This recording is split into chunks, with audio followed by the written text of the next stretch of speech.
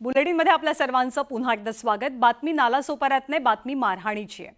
नालासोपाऱ्यातील mother Velankanni शाळेच्या संचालिकेला मनसेच्या महिला कार्यकर्त्यांनी तुफान मारहाण केली। या मारहाणीचा हा व्हिडिओ सध्या व्हायरल होतोय।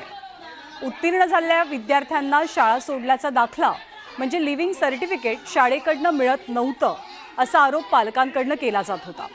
या संदर्भात पालकांनी मनसेचे पदाधिकारी प्रियंका मिसाळ यांच्याकडे तक्रार केली।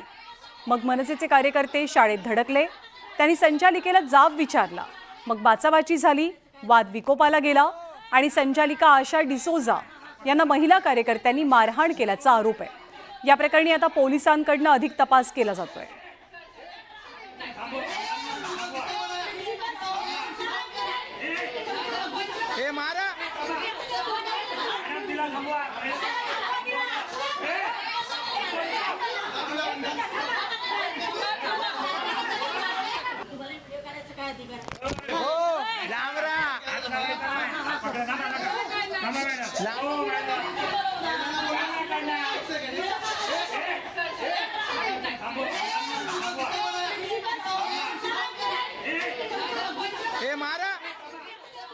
आणि हा जो आज मनसेने जो धक्काबुक्की आणि मारणं आणि आपल्या शाळेमध्ये सगळं शाळा चालू असताना घुसणं, तर आम्हाला हे याच्याबद्दल काही एक कल्पना नव्हती।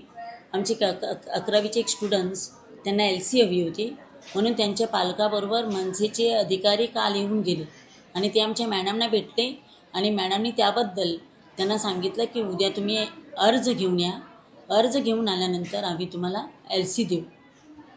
आणि त्यानंतर आज सगळे एकत्र येऊन हे सगळी फोडतोड केलेली आहे। मला स्वतःला सुद्धा त्यांनी धक्काबुक्की करून खूप काही म्हणजे अपमानास्पद केलेलं आहे।